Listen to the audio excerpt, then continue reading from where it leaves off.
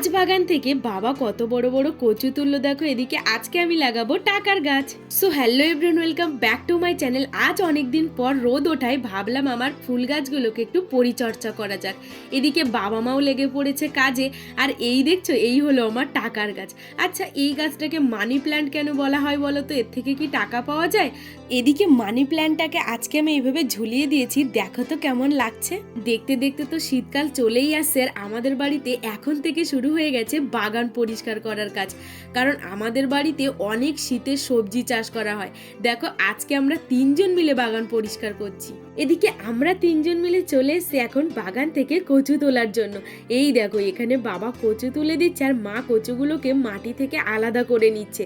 আর কত বড় বড় কচু হয়েছে দেখো। এমনিও কিছুদিন পরে বাগান থেকে এই সব কচু তুলে ফেলা হবে, আর তারপরে বাগান পরিষ্কার করে লাগানো হবে শীতের সবজি। আর কচু তো যা বড় হওয়া তা হয়েই গেছে।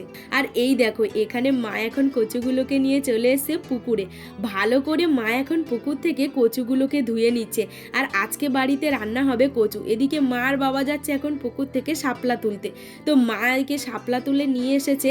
আর এই দেখো, এখানে আমি কাটাকুটি করতে বসে গেছি। তো এখন আমার কচু কাটা তো হয়ে গেছে, বাবা আর মা কাটছে শাপলা। তো আজকে মতো টাটা।